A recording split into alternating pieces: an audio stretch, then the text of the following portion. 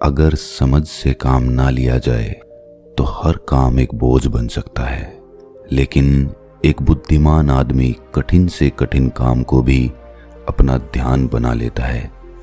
आज की जो कहानी मैं आपको सुनाने वाला हूँ उसमें आपको एक ऐसा अचूक तरीका मिलेगा जिससे आप किसी भी काम को बड़ी आसानी के साथ ध्यान में बदल सकते हैं। इससे पहले कि आप इस कहानी में खो जाएं, इस चैनल को सब्सक्राइब जरूर कर लें। तो चलिए कहानी शुरू करते हैं।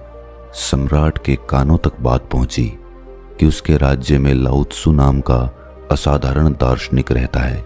जब मंत्री ने बताया कि लाओ त्सु के एक एक शब्द में जीवन का सत्य छुपा हुआ है, उनके जैसा प्रबुद्ध व्यक्ति दूर दूर तक नहीं है, तब सम्राट ने सोचा कि एक बार चलकर देखना चाहिए कि वो आदमी कितना महान है।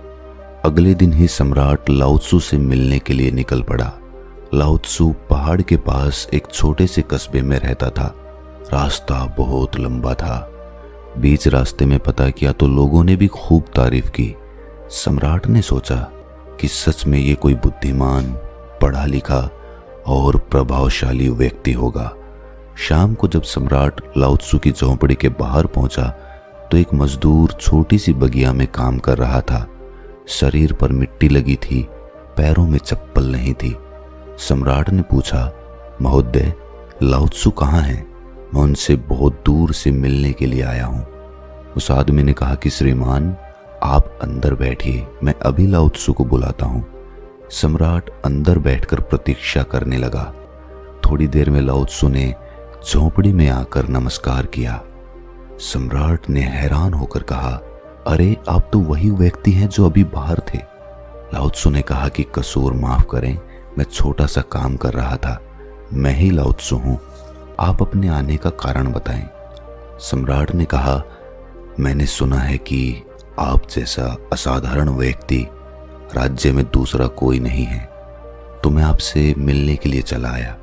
मैं आपसे आत्मज्ञान पर उपदेश चाहता हूँ, लेकिन मुझे माफ कीजिए, मैं देख रहा हूँ कि आपके पास ना तो कोई किताब है, ना कोई सिद्धि, ना कोई कला के संकेत दिखते हैं, लेकिन फिर भी आप बहुत शांत दिख रहे हैं। क्या मुझे आप अपना रहस्य बता सकते हैं? लाओ त्सु ने कहा कि सुबह का समय ठीक रहेगा, कल सूर्योदय होने से पहले आप मुझसे मिलिए। ये कहकर लाओ त्सु मौन हो गए। उस रात सम्राट को नींद नहीं आई। उसे कौतूहल था कि लाओ त्सु मुझे क्या बताने वाले हैं। अगले दिन सम्राट वहां पहुंचे तो लाओ त्सु बगीचे में खड़ा था।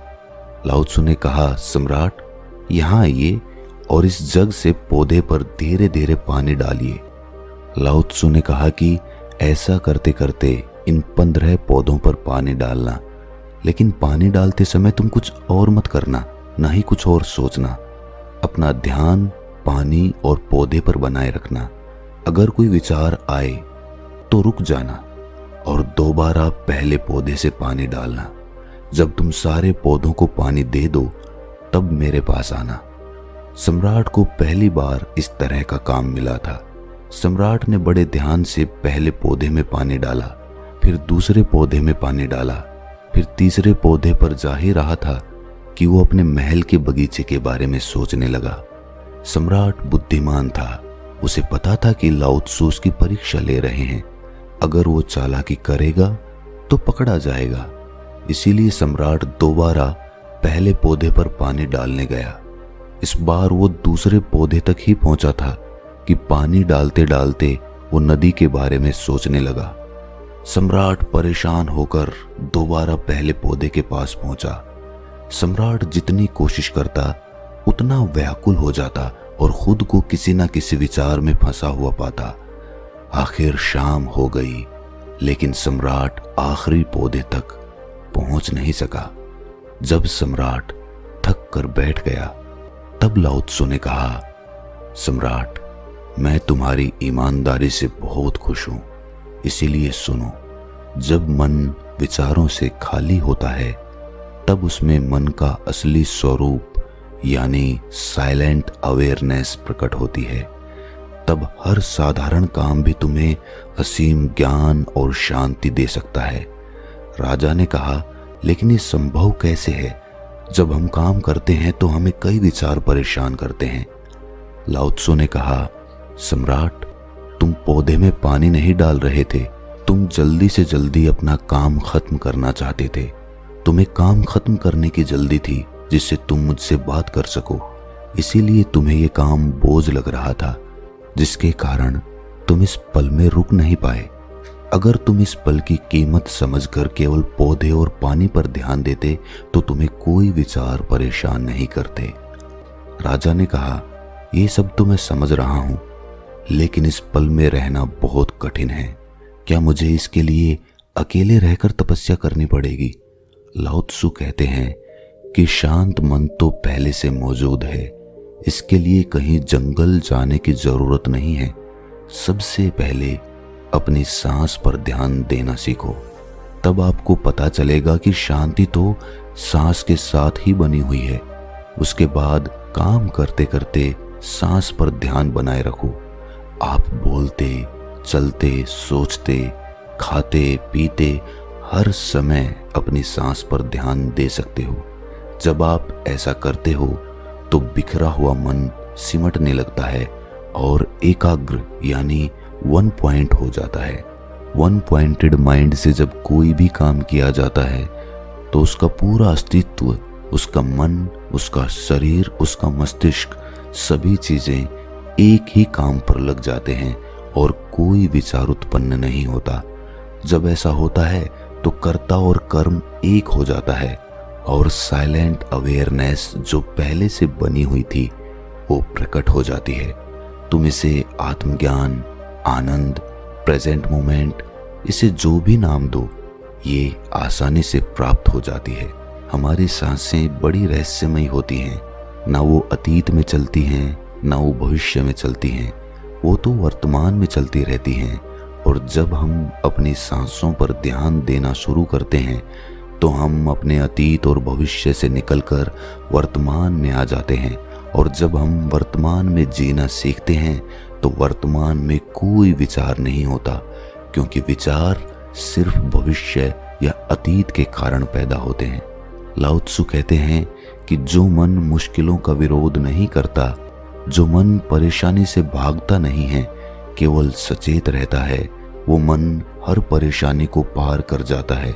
कभी काम को बोझ मानकर जल्दी जल्दी खत्म करने की कोशिश मत करना, क्योंकि इससे तनाव पैदा होता है। आप यहाँ नहीं बल्कि कहीं और होना चाहते हो।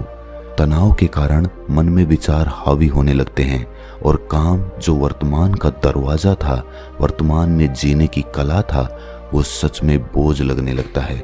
इसकी जगह काम शुरू करने से पहले अपना ध्यान सांस पर ले आओ और फिर काम के दौरान भी ऐसा ही करो। सांस का ध्यान धीरे धीरे काम के ध्यान में बदल जाएगा। ये सुनकर सम्राट ने पूछा, लेकिन महोदय, हम एक साथ में दो काम कैसे कर सकते हैं? या तो मैं अपनी सांस पर ध्यान लगा सकता हूँ या मैं अपने काम पर ध्यान लगा सकता हूँ। अगर मैं अपनी सांस पर ध्यान लगाता हूँ तो मेरा काम पूरे तरीके से पूरा नहीं हो पाएगा, और अगर मैं पूरा ध्यान काम पर लगाता हूँ तो मैं सांसों पर ध्यान नहीं लगा पाऊंगा। क्या ऐसा नहीं हो सकता कि मैं सांसों की बजाय अपना पूरा ध्यान उस काम पर ही लगा दूं? इसका जवाब देते हुए लाओ त्सु ने कहा कि अभी तुम पौधों पर पानी डाल रहे थे, लेकिन फिर भी तुम्हारे मन में विचार आ जाते थे। तुम हर समय काम करते नहीं रह सकते, इसीलिए तुम्हें सांसों के ध्यान का अभ्यास करना होगा। सांसें तुम्हारी हर वक्त चलती हैं, लेकिन काम तुम हर समय नहीं करते हो। इसीलिए इस ध्यान को निरंतरता में अभ्यास करने के लिए मैंने तुम्हें सांसों का ध्यान बताया है।